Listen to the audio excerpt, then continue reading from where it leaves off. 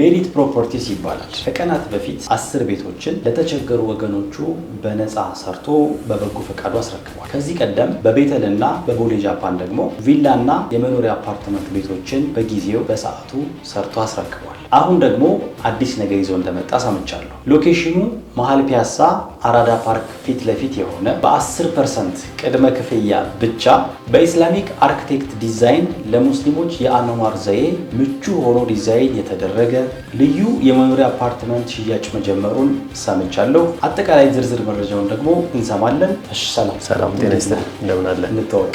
አቤል እባላለሁ። የሜሪት ፕሮፐርቲ የሽያጭ ሱፐርቫይዘር ነው።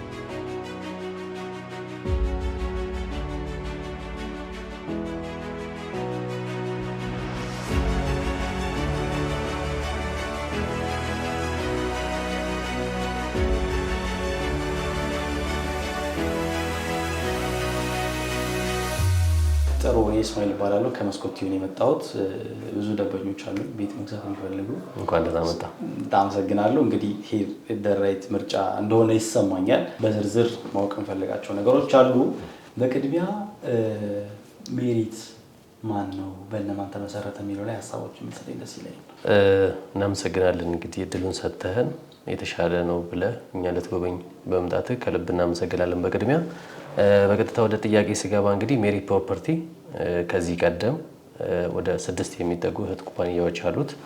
ከዛ ተነስቶ ነው ጀስት አሁን ያለበት ደረጃ ላይ ደረሰው እንጂ ዛሬ እንደ አንዳንድ ካምፓኒዎች ሪል ስቴት ወይም ደግሞ ካምፓኒ ተብሎ የተመሰረተ አይደለም። ለዚህ ለረጅም ዓመታት በተለያዩ የእህት ኩባንያዎች ሲንቀሳቀስ የነበረ ትልቅ ካምፓኒ ነው። ከነዛ እህት ኩባንያዎች ውስጥ አንዱ አብዛኛው ኢትዮጵያ የሚያውቀው ፎር ዩ ትሬዲንግ ወይም ደግሞ ፎር ዩ ትሬዲንግ የሚባል የዘይት ማቀነባበሪያ ያለው እህት ኩባንያ ከነዛ ውስጥ ከ6ቱ አንዱ ነው። ሌላኛው ደግሞ ተታፌ የሚባል ኮንስትራክሽን አለው። ይሄም ሌላኛው ነው። አማና ፒፒአር አለ። አማና ኢምፖርት ኤክስፖርት አለ። ዘ ሃይላይን የሚባለው ወይም ደግሞ ከዚህ ቀደም ጃፓን አካባቢ ላይ ምናልባት መረጃ ካለ ጃፓን አካባቢ ላይ ሰርተን ያስረከብነው ሪል ስቴት ነው፣ የመኖሪያ አፓርትመንት ነው። ሲዲሲ ክሪስታል ዲያግኖስቲክ ሴንተር አለው። ከዛ ደግሞ ቤተል ላይ ከዚህ ቀደም ሰርተን ያስረከብናቸው ቪላ ታይፕ ቤቶች አሉ ማለት ነው። እነዚህ እንግዲህ በአጠቃላይ ወደ 6 የሚጠጉ የሜሪት ፕሮፐርቲ እህት ኩባንያዎች ናቸው። ሜሪት ፕሮፐርቲም እንግዲህ ከነዚህ እህት ኩባንያዎች አንዱ በመሆን የሚንቀሳቀስና በከተማው ላይ እጅግ ፕራይም የሚባል ሎኬሽን ላይ ግንባታውን እየገነባ የሚገኝ ትልቅ ካምፓኒ ነው ማለት ነው። እንግዲህ ያው እኔ ለደንበኞች ሪከመንድ ላደርጋቸው ነው የመጣሁት እና አሁን ከረንትሊ አክቲቭ የሆነው ሳይት የትኛው ነው? በጣም ጥሩ። እንግዲህ እኛ ቀደም እንደነገርኩ ከዚህ ቀደም ቦሌ ጃፓን ጋር ያስረከብነው ቤቶች ኦልሞስት ሽያጫቸውን ጨርሰን ደንበኞቻችን ወይም የቤት ባለቤቶች እየኖሩበት ይገኛሉ። እንደገናም ደግሞ ቤተል አለ ያልኩንም ቪላ ቤቶች ከዚህ ቀደም ሰርተን አስረክበን የቤቱ ባለቤቶች እየኖሩበት የሚገኙ ነው። እዛ ላይ ምንም አይነት ሽያጭ የለንም፣ ግን እነዚህንም ሽያጮች ስንሸጣቸው የነበረው ልክ እንደዚሁ ፕሮግረስ ላይ ያሉ ቀደም ባለው ጊዜ ሸጠን የጨረስናቸው ናቸው። አሁን ያለው ግን ለረጅም ጊዜ እዛ ውስጥ ያሉ ሰዎችም ሲጠይቁን የነበረው ሲጠበቅ የነበረ ፕራይም ሎኬሽን ላይ ነው ይዘን የመጣ ነው። እንግዲህ ብዙ ካምፓኒዎችን ለየት የሚያደርጋቸው ነገር ይኖራል። ከነዛ ውስጥም አንዱ በዋነኝነት የሚነሳው ሎኬሽን ነው። ይሄን አፓርትመንት እንግዲህ እየገነባን ያለ ነው እዚህ አራዳ ፓርክ ፒያሳ፣ መሀል ፒያሳ ላይ አራዳ ፓርክ ወይም ደግሞ ፍሬንድሺፕ ፓርክ ላይ እዛው ፍሬንድሺፕ ፓርክ ወይም አራዳ ፓርክ ያለበት ጋር 4400 ካሬ ስፋት ያለው የተለያዩ የካሬ አማራጮች ያሉት አፓርትመንቶችን እየገነባ ነው የምንገኘው። ለዚህ አሁን ላይ አክቲቭሊ እየሸጥን ያለ ነው ይሄንን እዚህ አራዳ ፓርክ ጋር የሚገኘውን የመኖሪያ ቤት አማራጭ ያላቸውን አፓርትመንቶች እየሸጥን ያለ ነው። ሌሎቹን ጨርሰን አሁንኛው እንግዲህ ለረጅም ጊዜ ሲጠበቅ ነበረ፣ ግን ከአንድ ወር ከምናምን በፊት ጀምሮ እስካሁን ሽያጩን እየሸጥን እንገኘው እሱን አክቲቭሊ እየሸጥን ያለ ነው። ምናልባት አሁን ሁሌ ሰዎች እንደዚህ የሪል ስቴት ግዢ ላይ ዋቴቨር ኢንቨስት ለማድረግ የሚጠይቁት አንዱ ጥያቄ በሰዓቱ የመድረስና መሰል ጥያቄዎች ናቸው። ከዚህ በፊት የተረከቡት ቤቶች የተረከቡበት መንገድ እንዴት ነበር? ፕላስ የተረከቡት ሰዎች የነበራቸው ሪያክሽን ምን ይመስል ነበር? በጣም አሪፍ። እኛ እንግዲህ ቅድም እንደነገርኩ ለዚህ ለግንባታው አዲስ አይደለም። ከዚህ ቀደም እንደነገርኩ ያስረከብናቸው ቤቶች አሉ። በዋነኝነት አሁን ይሄኛውን ሳይት ስለቀም የመጀመሪያ ከስተመሮቻችን የነበሩት ቀደም ብለው የገዙን ሰዎች ናቸው። ምክንያቱም የራሳቸው መኖሪያ ቤት ቢኖራቸውም ለኢንቨስትመንት ምክንያቱም ሎኬሽኑ ከመኖሪያነት ባሻገር ለኢንቨስትመንት ተመራጭ የሆነ ቦታ ስለሆነ። ምን ማለት ነው ኢንቨስትመንት ማለት? ኢንቨስትመንት ማለት ያው እኛ ሀገር ብዙ ጊዜ ቤት የተለመደው ጀስት ገዝተን ለመኖሪያ ወይም ደግሞ ገዝተን ለቤተሰብ ነው። ኢንቨስትመንት ስንል ግን ለምሳሌ 1 2 3 4 ቤት ያለው ሰው የመኖሪያ ቤት ከመኖሪያ ቤት ባሻገርነት ለኢንቨስትመንት ይጠቀማል። እሱም ማለት ምንድነው? ለምሳሌ አንድ ቤት ፒያሳ ላይ ቢኖርህና አንተ ቤተል የምትኖር ከሆነ ፒያሳ ያለውን ቤት አካባቢው ለፓርላማ ሊሆን ይችላል ለተለያዩ ነገሮች ቅርብ ስለሆነ ሴንተር ስለሆነ ከውጭ የሚመጡ ሰዎች ለገዝታው ሲከራዩታል። ቢዝነስ ነው ማለት ነው። ያንን ስታከራይ ደግሞ በዶላር ነው የምታከራዩ። ምክንያቱም ሴንተር ላይ ስለሆነ እነዛ የሚመጡት ሰዎች ያንን የቤት አማራጭ በዶላር እየተከራዩት አንተም አንዱ የቢዝነስ አማራጭ አድርገህ መንቀሳቀስ ትችላለህ። ለዚህ ኢንቨስትመንት ብለን የምናነሳው አንዱ እሱ ነው ማለት ነው። ስለዚህ ከዚህ በፊት ከእናንተ ኦልሬዲ ቤት ገዝተው የነበሩ ሰዎች ለኢንቨስትመንት ብለው ተጨማሪ ገዝተዋል ማለት ነው ከዚህኛውም ሳይት ላይ። ኦፍ ኮርስ አሁን መጀመሪያ እንደውም ስንለቅ ትንሽ የመዘግየት ነገር ነበር። ምክንያቱም አሁን ብዙ መስተካከል የነበረባቸው ነገሮች ነበሩ። ከዲዛይኑ ከምኑ አንፃር ረጅም ሰፋ ያሉ ጊዜዎች ነው የወሰደው። ምክንያቱም ውስጥ ላይ ዲቴይል የሆኑ ነገሮች የተሰሩ ስላሉ እነሱ እስኪያልቁላ እነሱ የመታገስ ነገር አልነበራቸው። ምክንያቱም እንደተለቀቀ ወዲያውኑ የተለያየውን አሪፍ የሚባለውን ከቤት ውስጥ ሎኬሽኖች መያዝ ስለሚፈልጉ ቀደም ብለው እንደውም አፓርትመንቱ ለሽያጭ ከመውጣቱ በፊት ኮንታክት አድርገውን ቦታ ይዘውላ ሲጠብቁ የነበሩ ደንበኞቻችን ነበሩ። ለኢንቨስትመንትም እንደገና ደግሞ ሺፍትም ለማድረግ ከቤተል ወደ ፒያሳ መምጣት ሀሳብ ያለው ሰው ሺፍት ያደርጋል። ከቦሌም ወደዚህ እንደገናም ቦሌም ቤተልም ያሉት ሰዎች ደግሞ እንደ ኢንቨስትመንት ቀደም እንዳልነው እንደ አማራጭ ለመያዝ የመጀመሪያው ተሰላፊያችን ደንበኞቻችን እነሱ ነበሩ። ስለዚህ አሁንም ሰዎች ለመኖርም ከፈለጉ ለኢንቨስትመንትም በጣም ጥሩ ቦታና በጣም የሚፈለግ ቦታ ነው ማለት ነው። ምናልባት ይሄኛውን ሳይት ወደ በኋላ እንመለስበታለን። ከዛ በፊት ግን የእናንተን የተቋማችሁን ማለት ነው አሁን ሪል ስቴት ተቋም በጣም ብዙ አይደሉ ያሉ? በጣም ብዙ። ምናልባት የእናንተን ልዩ የሚያደርገው ነገር ምንድን ነው? እሺ እንግዲህ እኛ እንደ ድርጅት ብዙ ለየት የሚያደርገን ነገር አለ። በዋነኝነት ቅድም እንዳነሳ ነው ሎኬሽኑ ነው። ጀስት ሎኬሽን ዋና ነገር ለመኖሪያ ቤት ከምንም በላይ ትልቁ ነገር ነው እና ከዚህ በተጨማሪ ደግሞ ይህንን ካምፓኒ ወይም ሜሪ ፕሮፐርቲስን ለየት የሚያደርገው ከዚህ ቀደም አስረከብናቸው ያልናቸው ቤቶች ላይ ኦልሞስት የዛኔ ዲል ስናደርግ ከከስተመሮቻችን ጋር ከ3 ዓመት ተኩል ጀምሮ ነው እናስረክባለን ብለን ከደንበኞቹ ጋር ዲል ያደረግነው። እኛ ግን ቀደም ብለን 3 ዓመት ባልሞላ ጊዜ ውስጥ ነው እንደ ደንበኞቻችን ያስረከብነውና ለዛም ነው የማስረከቢያ ጊዜያችንንም ስለወደዱት ነው አዲስ የምንለቀው ፕሮዳክት ላይም ከስተመሩ ነው የቀረቡት ማለት። ለዚህ የማስረከቢያ ጊዜያችንም እጅግ ለየት የሚያደርገን ነው ማለት ነው። ካለው ችግር አንፃር ይሄ የማስረከቢያ ጊዜ ለየት ያደርገዋል ማለት ነው ከሎኬሽኑ በተጨማሪ። አሁን ደግሞ እስኪ ወደ ስፔሲፊክሊ ቅድም ወደ አርሰናል ሳይት እንምጣና አሁን ሰዎች ያንን ሳይት ለመግዛት ብዙ የሚያነሷቸው ጥያቄዎች አሉ ይመስለኛል አይደለ? ብዙ ሰው መቼም ገንዘቡን የሆነ ቦታ ላይ ሲያወጣ ብዙ የሚያነሳቸው ጥያቄዎች አሉ። ያ ሳይት እነዛን ጥያቄዎች ከመመለስ አንፃር ዝግጅቱ ምን ይመስላል? የሳይቱ አጠቃላይ ሁኔታ ምን ይመስላል? ካሬው ሊሆን ይችላል፣ ከፋፈል ስርዓቱ ሊሆን ይችላል፣ ኢንፍራስትራክቸሮች ሊሆን ይችላሉ፣ ላይክ መብራት፣ ውሃ፣ ሳምቲንግ። በአጠቃላይ እንግዲህ ይህንን ጥያቄ ጠቅላላ አድርጎ ለመመለስ ያክል አንድ ህንፃ ሲገነባ የራሱ የሆነ መስፈርቶች ይኖሩታል። እነዛ መስፈርቶች ሲያልፍ ነው ፍቃድ ተሰጥቶት ወደ ግንባታ የሚገባው። እነዚህ ሙሉ ፕሮሰሶቹ አልቆ ግንባታዎቹ ተጀምረው አሪፍ ፕሮግረስ ላይ ነው የሚገኘው። በመጀመሪያ ዋናው ነገር እሱ ስለሆነ ማለት ነው። ከዛ በመቀጠል ደግሞ ይሄ ግንባታ በዋነኝነት የሚሰራበት ቦታ ራሱ ቻሌንጅ ያለው ቦታ ነው። ቻሌንጅ ያለው ቦታ ስንል በኮምፓውንዱ ፊት ለፊት ላይ ያለው አራዳ ፓርክ ነው። በኮምፓውንድ በስተግራ በኩል ደግሞ በስተቀኝ በኩል ደግሞ ያለው ፍሬንድሺፕ ፓርክ ነው። ለዚህ ከዛ ከፍሬንድሺፕ ፓርክ እና ከአራዳ ፓርክ ቀጥሎ ያለው የኛ ሳይት ነው። ለዚህ ይሄ ሳይት የመገንባት ግዴታ ውስጥ ገብቷል ማለት ነው። ለዚህ ካምፓኒው ለራሱ ወይም ደግሞ ለከስተመሩ ሲል ሳይሆን ለኢንቫይሮንመንቱ ሲል ራሱ የመገንባት ግዴታ ውስጥ ይገባል ማለት ነው። ለዚህ በተባለው ጊዜና በተባለው ኳሊቲ የመገንባት ግዴታ ውስጥ ነው ያለው ማለት ነው። ሌላኛው እዛው አካባቢው ላይ ያሉ መሰረተ ልማቶች ናቸው። ለምሳሌ የኢንተርናሽናል ትምህርት ቤቶች፣ ሆቴሎች፣ የተለያዩ ኢንፍራስትራክቸሮች የተሟላበት ቦታ ነው። ፓርኮቹም አሁን ምናልባት ሰዎች ሶሻል ሚዲያ ላይ ሊያዩት ይችላሉ። አራዳ ፓርክ፣ ፍሬንድሺፕ ፓርክ ምን ይመስላል የሚለውን። ለዚህ እነዛ ነገሮች መሰረተ ልማቱ ሙሉ ለሙሉ የተሟላ ነው ማለት ነው። ቅድም እንዳነሳ ነው ትምህርት ቤቶች አሉ። ቦታው ላይ እዛው አካባቢ ላይ የሚገኙ የተለያዩ መሰረተ ልማቶች ይኖራሉ። ለምሳሌ አሁን ወዳጅነት ላይብረሪ አለ። ልክ ከኛ ጀስት የ500 ሜትር ርቀት አይሆንም ከኮምፓውንዱና የአብረሆት ላይብረሪ ማለት ነው።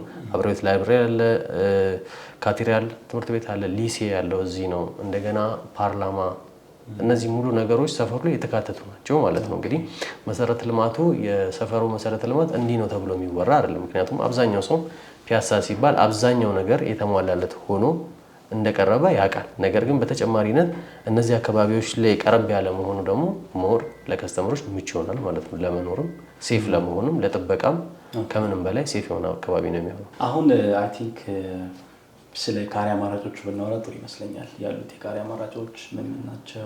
በጣም አሪፍ። እንግዲህ ወደ ካሬ አማራጮቹ ከመግባታችን በፊት እነዚህ ኮምፓውንዶች የሚያሟላቸው የራሳቸው የሆኑ ነገሮች አሉ። ከሱ ጀምረን ወደ ካሬ አማራጮቹ ብንሄድ የተሻለ ስለሚሆን፣ ለምሳሌ እንግዲህ እዚህ ኮምፓውንድ ውስጥ 4040 ካሬ ነው።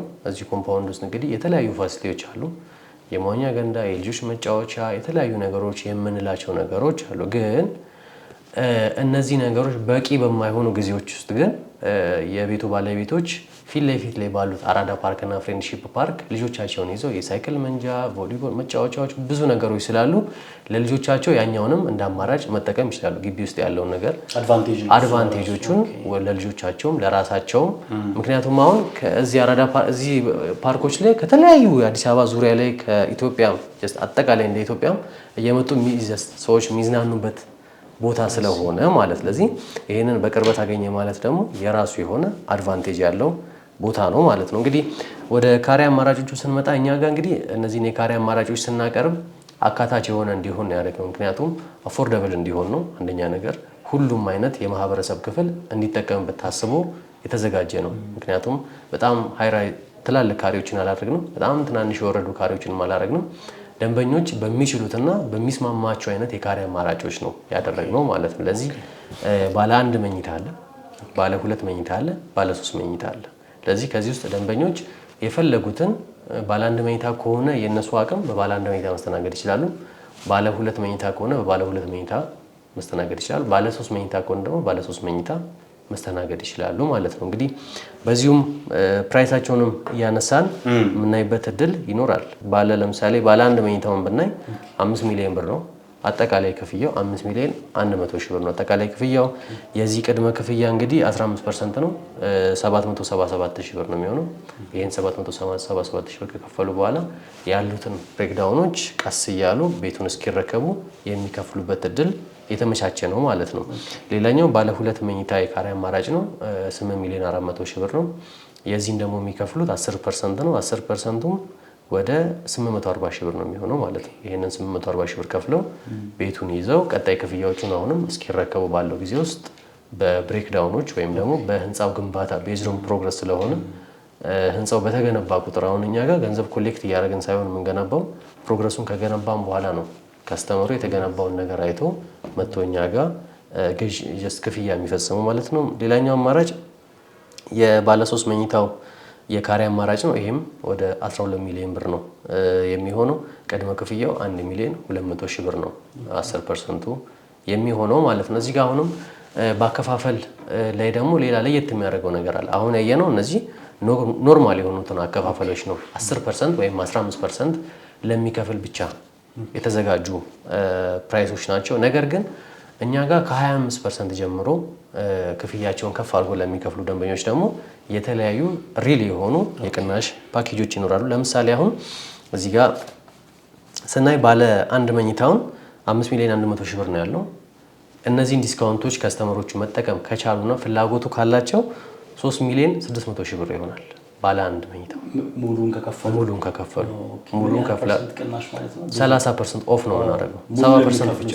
70% ብቻ ነው ክፍያቸውን የሚከፍሉት። 70%ን ከፍለው መስተናገድ ይችላል። የ5 ሚሊዮን 100 ሺህ ብሩን ቤት ስንት ማለት ነው? 3 ሚሊዮን 600 ሺህ ብር። አዎ 5 ሚሊዮን 100 ሺህ የነበረው ማለት ነው። ያ ማለት ኦልሞስት ወደ 1 ሚሊዮን ምናምን ሰምቲንግ ዲስካውንት አለው ማለት ነው። ይሄ ማለት እንግዲህ ጀስት ከዛ በኋላ ምንም አይነት ክፍያ አይጠበቅባቸውም ከነሱ። እንደውም በተመላሹ ብር ደግሞ ሌላ ቤቱ 10% 15% ከፍለው በዲስካውንቱ መግዛት ይችላሉ ማለት ነው። ይሄ ባለ አንድ መኝታው የዲስካውንት አማራጭ ነው። ወደ ባለ ሁለት መኝታው የዲስካውንት አማራጭ ስንመጣ ደግሞ 8 ሚሊዮን 400 ሺህ ብር ነው። እዚህ ጋርም እንግዲህ ዲስካውንት 30% የሚከፍሉ ከሆነ ደግሞ 5 ሚሊዮን 880 ሺህ ብር ይሆናል። በባለ አንዱ ዋጋ ማለት ነው። በባለ አንዱ ዋጋ ሆነ ማለት ነው። ሌላኛው ደግሞ የባለ 3 መኝታው ነው። 12 ሚሊዮን ነበር ቀደም ያልነው። 12 ሚሊዮን ደግሞ ስንት ነው የሚሆነው? እዚህ ጋር 8 ሚሊዮን 400 ሺህ ብር የባለ ሁለት መኝታው ዋጋ መጣ ማለት ነው። ስለዚህ እነዚህን ሰፊ የሆኑ የዲስካውንት ጋፖች መጠቀም ይችላሉ። እንግዲህ ባስቀምጥናቸው ጊዜያቶች አጭር ጊዜያቶች ናቸው ያሉት። በዛ ባስቀምጥናቸው ጊዜያት ውስጥ የሚመጡ ከሆነ በእነዚህ የባለ ዲስካውንቶችም መስተናገድ የሚችሉበት እድል ነው። ይህም እንግዲህ ቅድም ካነሳ ነው ከአከፋፈሉ ባሻገር ደንበኞች የሚጠቀሙበት የዲስካውንት አማራጭ ነው ማለት ነው። ምናልባት እዚህ ጋር ጥያቄ ባነሳ ደስ ይለኛል። ከ100% ውጪ ሌትስ ሴይ 50% 75 ምናምን ቢከፍሉ የተቀመጠ ዲስካውንት አለ ወይስ 100% ላይ የሚከፍሉት ብቻ ነው ዲስካውንቱ ያለው? እኛ ጋር አሁን ከ10% ክፍያ ውጪ የሚከፍሉ ከሆነ ዲስካውንት አላቸው። ኦኬ ከ10% ከቅድመ ክፍያው ለምሳሌ ቅድመ ክፍያው አንድ አለ ፈርስት ፔመንት ወይም ዳውን ፔመንት ነው የምንለው። ሰከንድ ፔመንቱና ዳውን ፔመንቱን አንድ ላይ መርጅ አድርጎ ከከፈለ ዲስካውንት አለው። እንደገና አሁንም ፈርስት ፔመንት እና ሰከንድ ፔመንት ሰርድ ፔመንት አንድ ላይ ኮሌክት አድርጎ ወይም መርጅ አድርጎ ከከፈለን አሁንም ዲስካውንት አለው እያለ 100% እስኪደርስ ድረስ ዲስካውንቶቹን እየተጠቀመ የሚሄድበት እድል ነው ያለው እንጂ ግዴታ 100% ስለከፈለ ብቻ አንዳንዴ አሁን ይሄን የሰሙ ሰዎች ጀስት ዲስካውንት ያለው ፉሊ ሲከፍሉ ብቻ እንዳልሆነ ያችን ሚስኮንሰፕሽን እንዳይዙ ብዬ ነው። እንግዲህ ከዚህ በተጨማሪም እንግዲህ ሜሪት ፕሮፐርቲ ደግሞ አሁን ካነሳናቸው ዲስካውንቶች በተጨማሪም ደግሞ እነዚህ በግሩፕ ለሚመጡ ባየሮች ደግሞ ሌላ ኦፈር ያዘጋጀ ነው አለ። ለምሳሌ ከ3 ሰው ጀምሮ አንድ ላይ የሚመጡ ከሆነ ራሱን የቻለ አንድ ላይ በመምጣታቸው ለጓደኛሞቹ ወይም ደግሞ አብረው ለሚመጡ ፋሚሊዎች ያዘጋጀነው ፓኬጆች አሉ። ደንበኞች እሱን መጠቀም ይችላሉ። አንድ ላይ የሆኑ እየመጡ በጣም ትልቅ የሆነ ዲስካውንት ከዚህኛው በተጨማሪ ስላለ እሱን መጠቀም ይችላሉ ማለት ነው። በተጨማሪ በጣም ጥሩ። ምናልባት ፋይናሊ አንድ ጥያቄ ባንሳ ደስ ይለኛል። የተመልካቾች ጥያቄም ሊሆን ስለሚችል ማለት ነው። ብዙ ጊዜ በሆነ ገንዘብ ዲል ይደረግና ሪስቴቶች ላይ ከዛ በኋላ ኢንሳም ወይ ከዶላር ጋር ተያይዞ ኢንፍሌሽን ሳምቲንግ ከሆነ አመት በኋላ ሶርት ኦፍ አዲሽናል ነገር ነው። እኛ ጋር አሁን ምንም አይነት አሁን ለምሳሌ ዲል ካረግን ሙሉ ለሙሉ ዲል ባረገው ነገር ነው የምንጨርሰው። ምንም አዲሽናል የሚጨመርም ነገር የለም፣ የሚቀነስም ነገር ስለሌለ ከስተመር በዚህ አምኖ በኢትዮጵያ ብር መገበያየት ይችላል ማለት ነው። ምንም አይነት ከዶላር ጋር የሚያነካካን ነገር የለም። ከስተመሩ በሚፈልገው አይነት ምንዛሬ መንዝሮ ለኛ መጥቶ መክፈል ይችላል። እዛም ሆኖ ደግሞ ባለበት ቦታ ሆኖ ደግሞ ለኛ የኛ የሜሪት ፕሮፐርቲ የባንክ አካውንቶች ስላሉ በእነዛ አካውንቶች በመጠቀም ገቢ ማድረግና ደረሰኝ ማስቆረጥ ይቻላል ማለት ነው። ጥሩ። አሁን ያነሳናቸውን ቤቶች ሰዎች ለመግዛት ሲፈልጉ እንዴት ባለ መልኩ ነው የምታስተናግዷቸው? ወይም ደግሞ በመልኩ ሊያገኟቸው ይችላሉ? ሜቢ አንዳንዶቹ በአካል መገኘት ላይ ይችላሉ አይነት ነገርና እንዴት ነው ከስተመር የምታስተናግዱት? በጣም አሪፍ ጥያቄ ነው። ምክንያቱም ከዚህ ቀደም እነዚህ አይነት ሲስተሞች ከመምጣታቸው በፊት ብዙ ዲያስፖራዎች ይቸገራሉ። ምክንያቱም እነዚህ የሪል ስቴት ወይም አፓርትመንቶች ላይ በብዛት ኢንቨስት የሚያደርጉት ውጭ ያሉ ዲያስፖራዎች ናቸውና እነሱ ግዴታ በአካል እስካልመጡ ድረስ ቻሌንጅ ነበረ። እኛ ግን እነዚህን ቻሌንጆች የምንፈታበት ሂደት ምንድነው? አንደኛ የዲኤችኤል ሲስተም ነው። ዲኤችኤል ሲስተም ማለት ደንበኛው እዛው ባለበት ሀገሩ ነው መረጃውን ያገኛል። ይሄ መረጃ ካገኘ በኋላ የሚልካቸው አካላት ካሉ ቢሮአችን መጥተው መረጃ ይወስዱለታል፣ ለውጭ ላሉ ዲያስፖራ ማለት ነው። ነገር ግን የሚልካቸው ሰዎች ከሌሉና ራሱ በአካል ማየት ከፈለገ በቪዲዮ ኮል ያሉትን ኢንቫይሮንመንቶች የቢሮውን ሁኔታ ኤቭሪ ነገሩን በቪዲዮ ኮል እናሳየዋለን። ከዛ ከወደደውና ዲል ካረገ በኋላ ክፍያውን የሜሪት ፕሮፐርቲ አካውንት ስላለ በዛ አካውንት ላይ ክፍያ ይፈጸማል። በራሱ በገዢው ስም ደረሰኝ እንቆርጣለን። ከዛ ደረሰኝ እንቆርጣለን፣ አግሪመንት ይዘጋጃል። 2 ኦሪጂናል አግሪመንቶች ይዘጋጃሉ። እነዚህን 2ቱን ኦሪጂናል አግሪመንቶች ምንድነው የምናደርገው? አንስተን ደንበኛው ባለበት ስፔሲፊክ ኤሪያ ላይ ሜሪት ፕሮፐርቲ ባለበት ሀገር ቤቱ ድረስ ቤቱ ድረስ በቤቱ ቁጥር ሜሪት ፕሮፐርቲ ይልክለታል። ደንበኛውም ያንን 2ቱን አግሪመንት ተቀብሎ ደረሰኝ ተቀብሎ ሳይን አድርጎ ፈርሞልን አንዱን ደረሰኙንና አንዱን ውል ራሱ ያስቀራል። አንዱ ውል ደግሞ ወደኛ የሚመለስ ስለሆነ ያንን አንዱን ውል ወደኛ ይመልስና ይጨርሳል። ከዛ በኋላ ኔክስት የሚኖሩትን ፔመንቶች ግን እዛው ባለበት ሆኖ የሚከፍልበት እድል ነው ያለው ማለት። ስለዚህ በዚህ መልኩ መግዛት ይችላል። ሁለተኛው ደግሞ ኢትዮጵያ ውስጥ እንግዲህ ብዙ ሰዎች ወኪል አላቸው። በወኪያቸው ወይም ደግሞ በተወካያቸው አማራጭ መንገዶችን በመጠቀም እየመጡ ቢሮአችን ለነሱ ግብይቶችን መፈጸም ይችላሉ ማለት ነው። ለዚህ በእነዚህ ሁለት አማራጮች የተጠቀሙ ሀገር ውስጥም ያለ ሰው ውጭም ያለ ሰው ከኛ ጋር የቤት ባለቤት መሆን እንዲችሉ እድሉን አመቻችተናል ማለት ነው። ምናልባት ሊያገኟቸው የሚፈልጉ ሰዎች ካሉ ስልክ ቁጥር ካለ ደግሞ እሱንም ሼር ብታደርገኝ ደስ ይለኛል። መረጃ ለመውሰድ ኮንታክት ለማድረግ በጣም አሪፍ። እንግዲህ እንዳልኩ አሁን አንተም እንዳየው ቢሮአችንም ሳይታችንም እዛው አጠገብ ላጠገብ ነው የሚለው። ለዚህ ሜሪ ፕሮፐርቲስን ብሎ ፈልጎ የሚመጣ ሰው ፒያሳ ደርሶ ቢደውልልን የኛ ሽያጭ ባለሙያዎች ያሉትን ዲቴል የሆኑትን መረጃዎች ሰጥተዋቸው አቅጣጫ ሰጥተዋቸው ወይም ደግሞ በሎኬሽን እንትን ብሏቸው ያለንበት ቢሮ ድረስ መጥተው ሳይቱንም በዛው አይተው የሚሄዱበት እድል ነው ያለው። ያው ደግመን ለማንሳት ያክል ቢሮም ሳይቱም የሚገኘው ከኢኒሪኮ ኬክ ቤት ወደ አብርሆት ላይብረሪ የሚወስድ ወይም ደግሞ በቀድሞ ስሙ እሪ በከንቱ ተብሎ የሚጠራበት ሎኬሽን ላይ ነው ያለው። እዛ አካባቢ ላይ መጥተው ደውለውልን የሽያጭ ባለሙያዎቻችን አግዘዋቸው መጥተው መረጃዎችን ማግኘት ይችላሉ።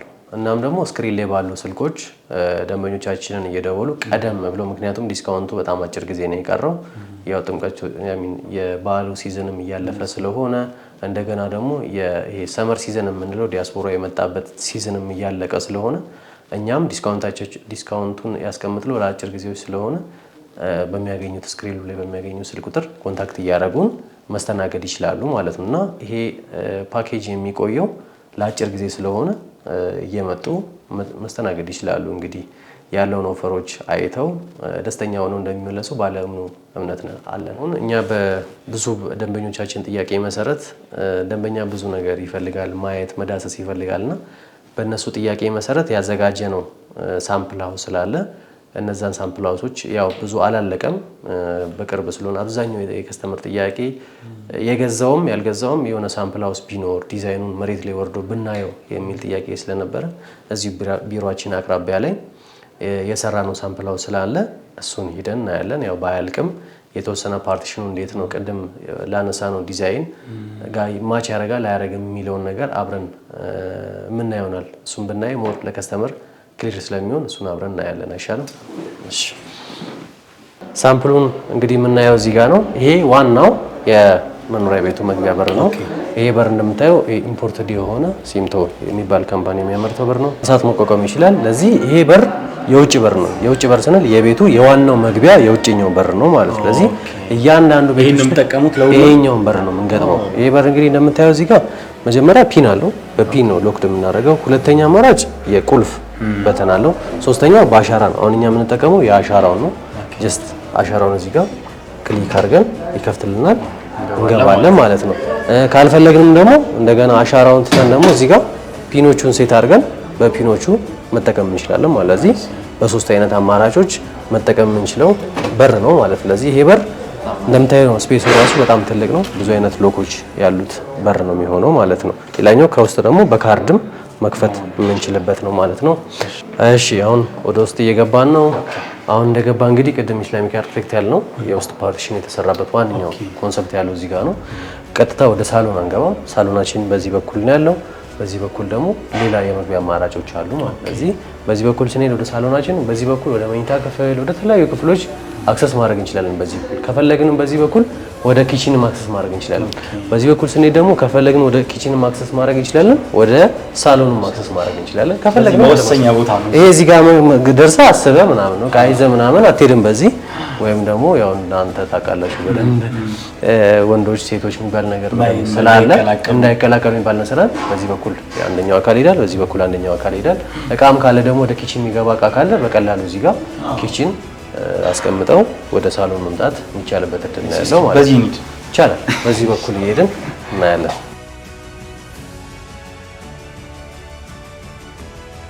እዚህ ጋር እንግዲህ አሁን አልፈን የምንመጣው የሰራተኛ ክፍላችንና ስቶሩ ነው። አልፈን የምንመጣው ይሄኛው ፓርት ማለት ነው። ከዛ ቀጥታ አልፈን ስንመጣ እንግዲህ ቅድም በኮሪደሩ የሰራተኛ ክፍልና ስቶሩን አልፈን ከመጣን በኋላ ቀጥታ የምንገባው የት ነው? ኪችን ነው ማለት ነው። አሁን ያለ ነው ኪችን ውስጥ ነው። ኪችኑ ሰፊ ኪችን ነው እንደምታየው። በጣም እዚህ ጋር ሙሉ ነገሮቹ ሴት የሆኑ ኪችን አለን ማለት ነው። አሁን እንግዲህ ኪችናችንን በዚህኛው በኩል ስንወጣ ደግሞ ሳሎናችን አለ ማለት ነው። ሳሎናችን አለ። አሁን ይሄ ሳሎን ኦፕን ኪችን ሳሎን መሆንም ይችላል፣ ትራዲሽናል ወይም ደግሞ ክሎዝ ኪችንም ሆኖ ለሳሎኑ ማገልገል ይችላል ማለት ነው። ፊት ለፊትም እዚህ ጋር ቅርብ ስለሆነ ማድረግ እንችላለን። ከፈለግም ደግሞ እንደዚሁ እንዳለ ክሎዝ ኪችን አድርገን መጠቀም እንችልበት። ቅድም እንግዲህ ያየነው ኪችናችን ነው። ከኪችን ስንወጣ ይሄኛው ምንድነው ሳሎናችን ነው። ሰፊ ሳሎን ነው። እዚህ ጋር ይሄን ሳሎን ይሄንን ኪችን ለዚህ ሳሎን ኦፕን ኪችን ማድረግ እንችላለን። ትራዲሽናል ፊት ለፊት ስለሆነ ኦፕን ኪችን አድርገን መጠቀም እንችላለን። ከፈለግንም ደግሞ እንደዚሁ ዝግ እንዳለም መጠቀም እንችላለን ማለት ነው። ስለዚህ ይሄ ሰፊው ሳሎናችን ነው። ቅድም በዛ ገብተን እነዛን አክሰስ አድርገን በኪችን በኩል መተናል። ከፈለግን በዚህ በሳሎኑም በኩልም ኪችኑን አክሰስ ማድረግ እንችላለን። ነፃ ነው ማለት ነው። አሁን ደግሞ ወደ መኝታ ክፍሎቹ የመኝታ ክፍል አማራጮቹ እንግባ። አሁን ከሳሎን ወደ የመኝታ ክፍል አማራጮቹ ነው የምንገባው። አሁን በቀጥታ የምንገባው ወደ ማስተር ቤድሩሙ ነው ማለት ነው። ማስተር ቤድሩሙ ዋናው መኝታ ክፍል ነው ይሄ የምናየው። እዚህ ጋር ማስተር ባዝ አለው። ውስጡ ላይ ገንዳ ያለው የተለያዩ ነገሮችን ያለው እዛ ውስጥ ይሄ እዚህ ጋር የምናየው በር የማስተር ቤድሩሙ ነው። ከዚህ በኋላ ያሉት እንዳለ የማስተር ቤድሩሙ አካል ናቸው። እዚህ ጋር ሰፊው የምናየው ማስተር ቤድሩማችን አለ። ውስጥ ላይ ማስተር ባዝ አለው ማለት ነው። ሌላኛው ደግሞ የልጆች ክፍል ናቸው እና አሁን ከማስተር ቤድሩሙ ቀጥታ ስንወጣ ደግሞ የምናገኘው እዚህ ጋር አንደኛውን የልጆች ክፍል እናገኛለን። የልጆች ክፍል እዚህ ጋር ኮመን ባዝሩም አለው ማለት ነው። ይሄ የልጆች ክፍል ኮመን ባዝሩም ነው። እዚህ ጋር ያለው ደግሞ ሌላኛው ሶስተኛው የልጆች ክፍል ነው ማለት ነው። እዚህ ጋር አንድ ክፍል አለ፣ እዚህ ጋር ክፍል አለ። መሀል ላይ ኮመን ባዛቸው ይኖራል ማለት ነው። ስለዚህ እዚህ ጋር መኝታ ክፍሎቹ ሁለቱ መኝታ ክፍሎች አንዱን ባዝሩም ይጠቀማሉ። የማስተር ቤድሩሙ ራሱን ይቻላል። የሰራተኛ ክፍሏም ውስጥ ላይ ራሱን ይቻላል። ምን ያህል ካሬ ላይ የሚያርፈው? ይሄ 130 ካሬ እና 115 ካሬ ነው። አማራጮቹ ሁለት ናቸው። 130 እና 115 ካሬዎች ናቸው። ስለዚህ በሚፈልገው ከስተመር ማስተናገድ ይችላል ማለት ነው። እነዚህን እንግዲህ በአካል ተገኝቶ መጎብኘት የሚቻልበት እድል ሰፊ ነው ማለት ነው። እንግዲህ ተመልካቾች እንደሰማችሁት ነው። ለሁለት መንገድ ይሄን ቤት ብትገዙ ይመከራል። የመጀመሪያው ለመኖሪያ ነው። በጣም ምቹ ነው። ብዙ ፋሲሊቲዎች የተሟሉለት ነው። ሁለተኛው እንደው ቤት ቢኖራችሁ ኦር ደግሞ ሌላ ሀገር ላይ የምትኖሩም ከሆነ ደግሞ ቦታው ላይ ብትገዙት እንደ ኢንቨስትመንት ሊከራይ ይችላል። ዋቴቨር ለብዙ አድቫንቴጆች የተጋለጠ ስለሆነ ያንን እድል ብትጠቀሙ የሚል መልካም መልእክቴ ነው። በድጋሚ ስክሪን ላይ ባለው ስልክ ቁጥር ደውላችሁ አገኟቸው። ሙሉ ዲቴል ከዚህም የተሻለ መረጃ ማግኘትም ከፈለጋችሁ ደግሞ ይሰጧችኋል። በድጋሚ ለመስኮት ቲዩብ እንግዲህ ቪዲዮአችንን ስለተከታተላችሁ እጅግ አድርጌ አመሰግናለሁ። በቀጣይ ከኔ ጋር በሌላ ቪዲዮ እንገናኛለን። እስከዛው መልካም ጊዜ ይሆንላችሁ። ሰላም አለይኩም ወራህመቱላሂ ወበረካቱ።